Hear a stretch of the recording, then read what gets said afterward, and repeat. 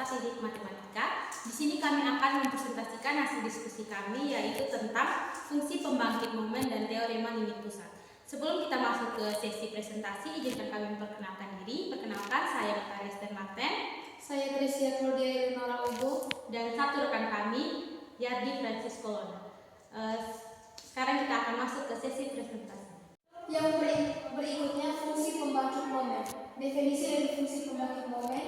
Fungsi pembangkit momen perubahan acak X diperoleh dari ekspektasi E pangkat Tx dinyatakan dengan mxt. Mxt sama dengan ekspektasi E pangkat Px menghasilkan dua kasus. Yang pertama sigma X E pangkat Tx X dengan X diskrit.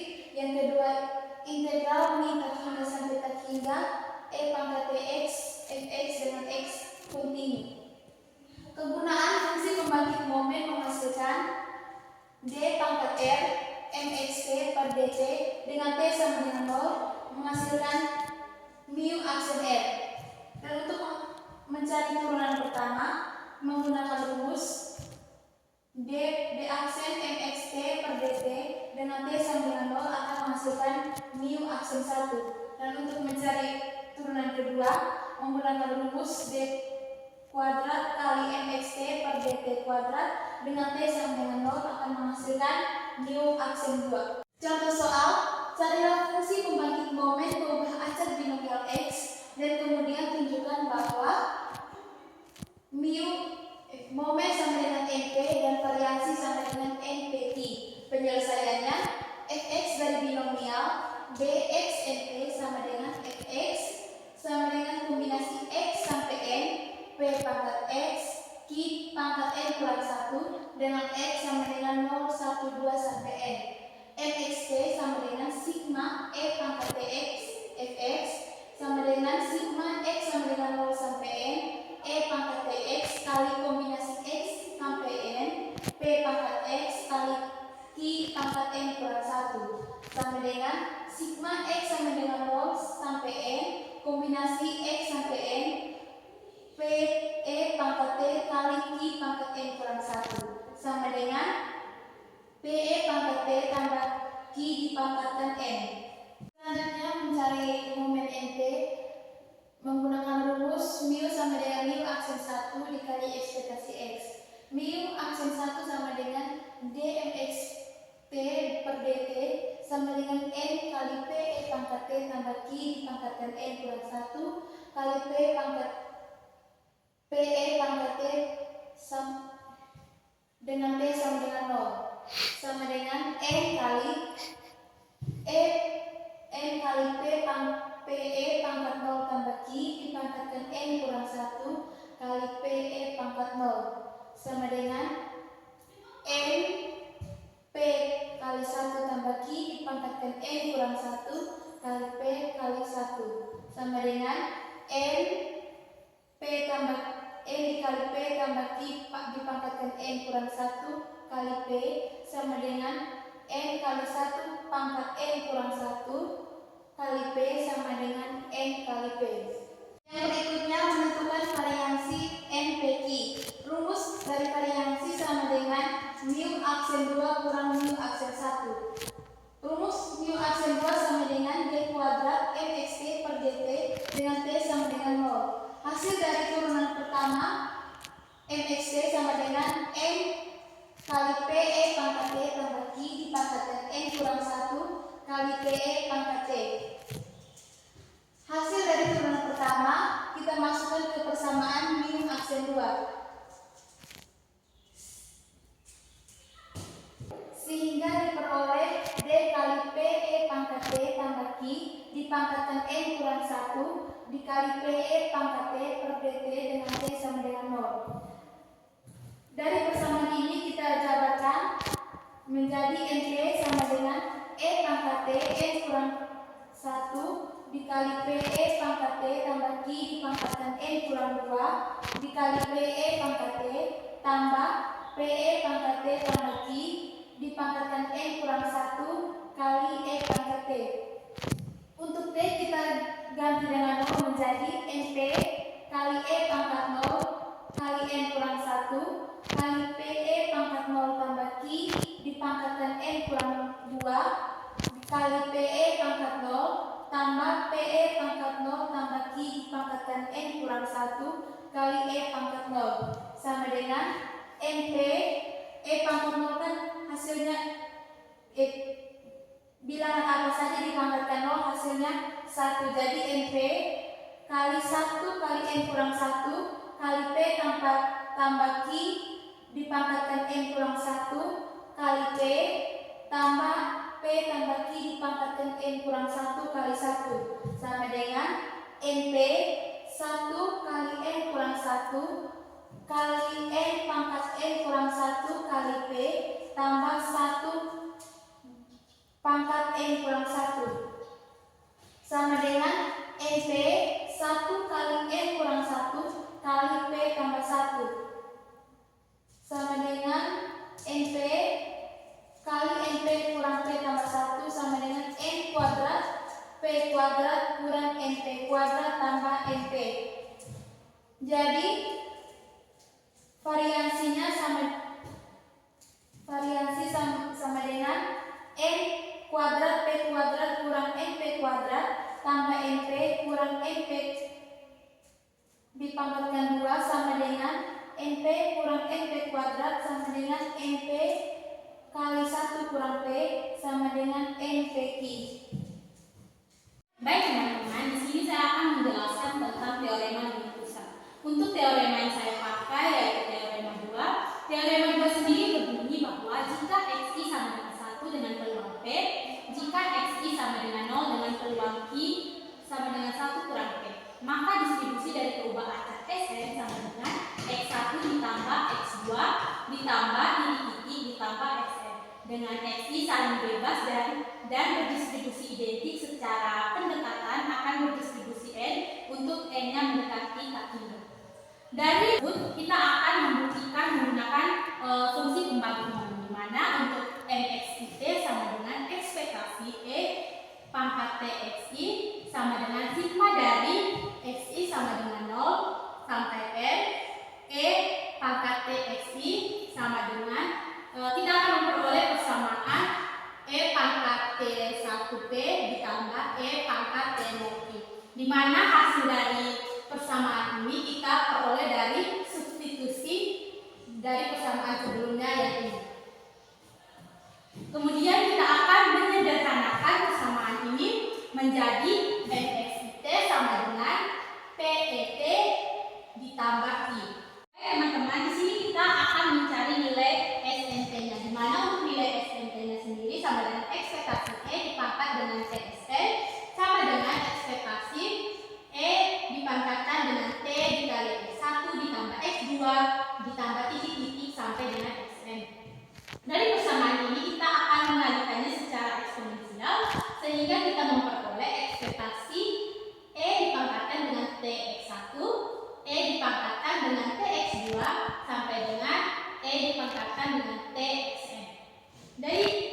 Dari persamaan di atas ini kita kali masuk sehingga kita memperoleh nilai ekspektasi E dipangkatkan dengan TX1 dikali dengan ekspektasi E dipangkatkan dengan TX2 dikali titik-titik sampai ekspektasi E dipangkatkan dengan TXN.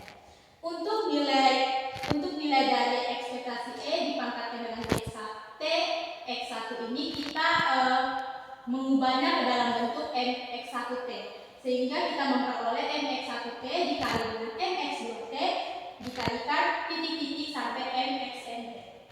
Untuk nilai MXI-nya tadi kita sudah peroleh yaitu P dikali E dipangkatkan dengan T ditambah I. Dari persamaan tersebut kita substitusikan ke dalam bentuk MX1 dikali T dikali MX2 kali T dikali MXN dikali T sehingga kita memperoleh untuk nilai MXNT-nya yaitu P dikali E pangkat T ditambah I dipangkatkan dengan N. Baik teman-teman, di sini kita akan mencari Z-nya menggunakan fungsi pembantu momen. Seperti yang kita tahu untuk ekspektasi SN-nya sama dengan NP, variansi dari SN-nya sama dengan NPQ.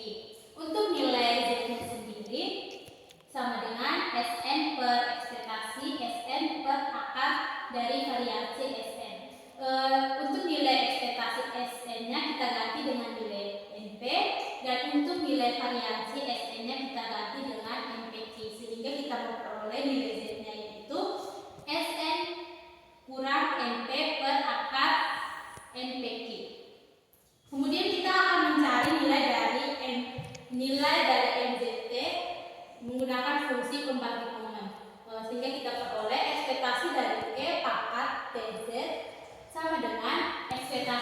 eksponensial dikali T dikali Sn dikurang NP per akar NPQ.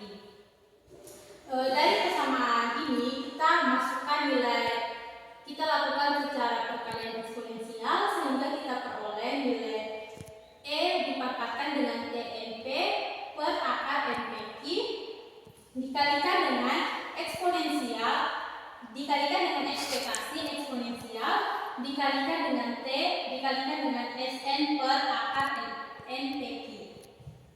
Kemudian kita ganti nilai ekspektasi eksponensialnya ini dengan nilai MSN-nya, sehingga kita memperoleh persamaan E dipangkatkan dengan mi TNP per akar NPQ dikali dengan MSN dikali T per akar NPQ. Kemudian kita akan memasukkan nilai MSN yang tadi kita sudah dapat di persamaan sebelumnya, yaitu untuk nilai MSN-nya sama dengan P dikali E dipangkatkan T ditambah Q dipangkatkan dengan M. Kita masukkan persamaan ini ke nilai MSN sehingga kita memperoleh E dipangkat mi TNP per akar NPQ dikali PE dipangkatkan 1 per akar NPQ ditambah Q dipangkatkan dengan M. Untuk menghilangkan N-nya, kita pisahkan bagian eksponensialnya sehingga kita peroleh E dipangkat TP per akar NPQ dikali PE dipangkatkan T per akar NPQ ditambah Q dipangkatkan dengan N. Kemudian nilai P-nya kita ganti dengan 1 dikurang P sehingga kita peroleh PE dipangkatkan T1 dikurang P per akar NPQ ditambah Q dikali E dipangkatkan mi TP per NPQ dipangkatkan N. Persamaan ini kita dapat dari perkalian kali masuk antara dua persamaan ini sehingga kita memperoleh persamaan ini. Kemudian dari persamaan ini kita akan menyederhanakan kembali sehingga kita memperoleh nilai ini. Seperti yang kita tahu bahwa nilai ini dari teorema 2 yaitu untuk nilai Q-nya kita memperoleh nilai Q dari 1 dikurang P sehingga nilai P-nya kita ganti dengan Q sehingga kita peroleh nilai PE dipangkatkan PQ per akar NPQ ditambah QE dipangkatkan mi TP per N per akar NPQ dipangkatkan dengan N. Kemudian dari persamaan ini kita akan menggunakan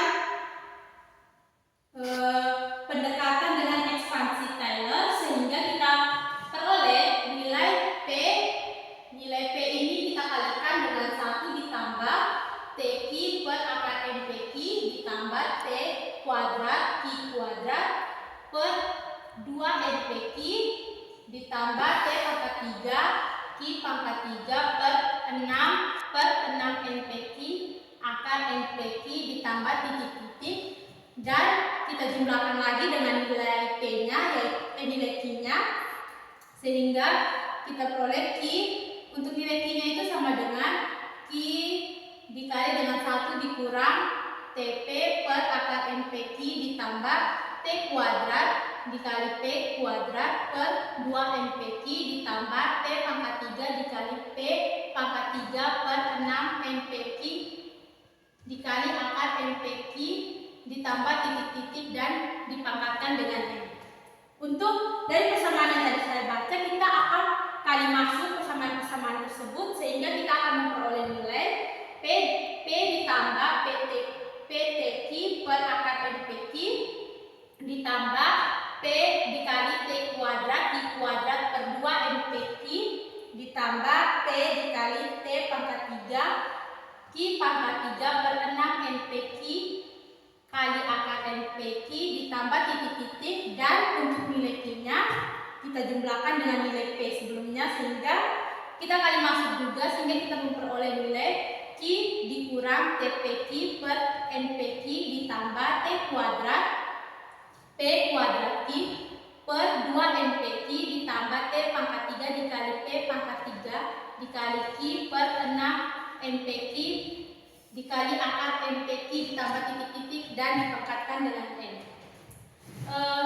Dari persamaan ini kita akan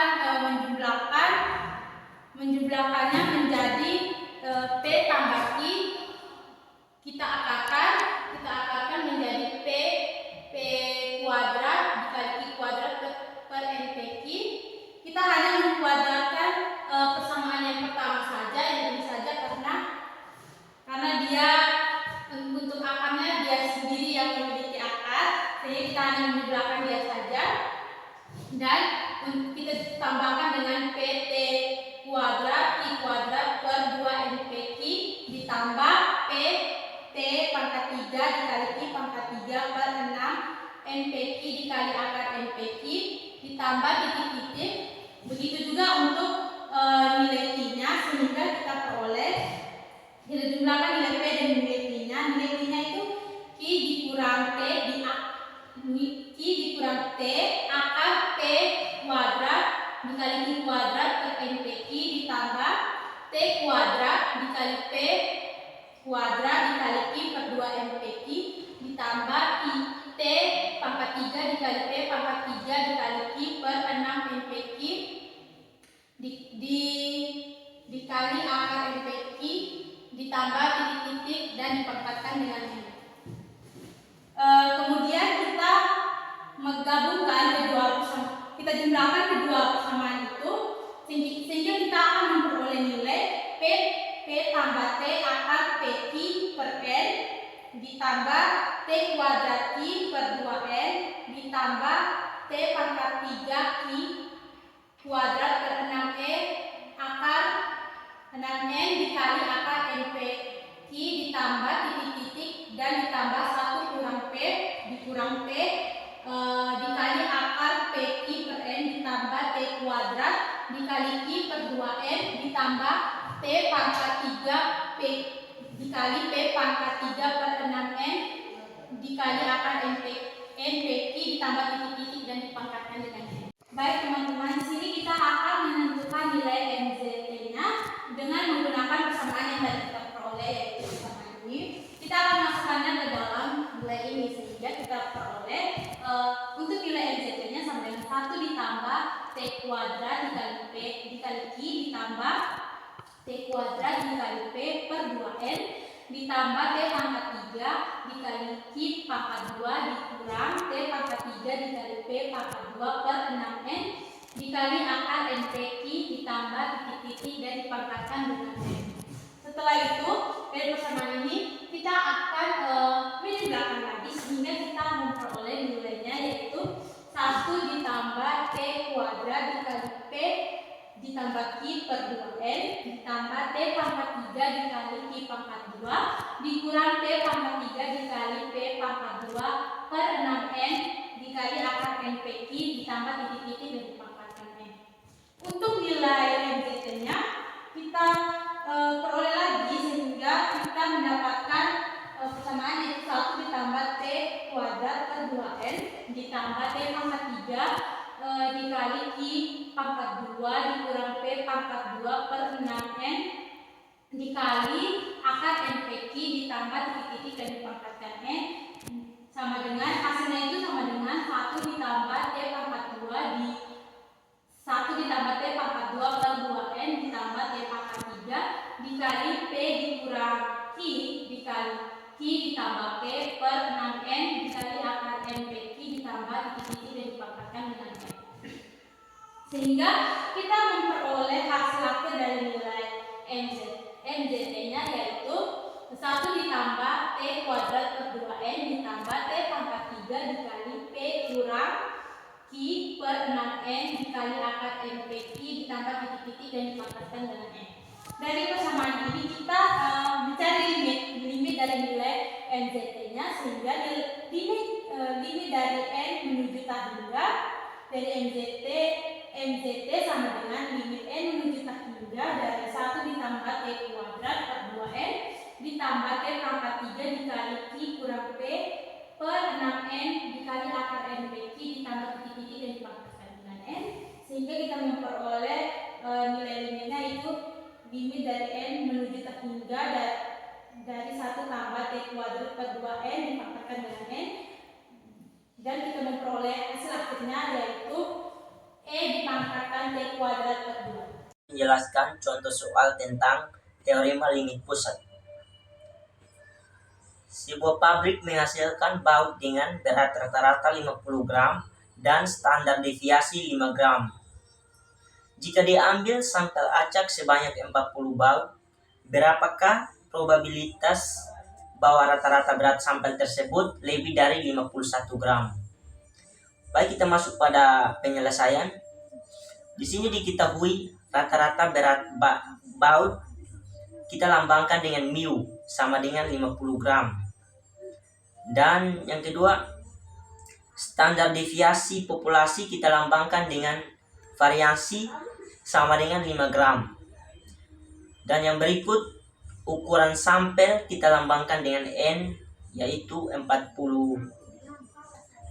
Di sini yang ditanya peluang X bar lebih besar dari 51. Yang pertama, kita tentukan distribusi rata-rata sampel. Mu X bar sama dengan mu sama dengan 50. Variasi X bar sama dengan variasi per akar dari N sama dengan 5 per akar dari 40. Sama dengan 5 per 6,32 atau 0,79. Yang kedua, kita konversi ke skor Z.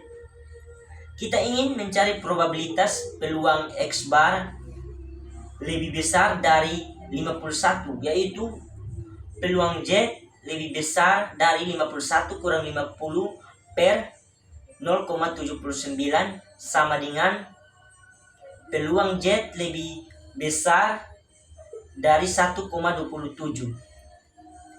Yang ketiga, kita gunakan tabel Z. Dari tabel distribusi normal standar, nilai peluang Z lebih kecil dari 1,27 adalah 0,8980, sehingga peluang Z lebih besar 1,27 sama dengan 1 kurang 0,8980 sama dengan 0,10. Jadi probabilitas bahwa rata-rata berat sampel lebih dari 51 gram adalah 0,102 atau 10,2%. Baik, sekian presentasi dari kelompok kami. Mohon maaf mungkin selama presentasi ada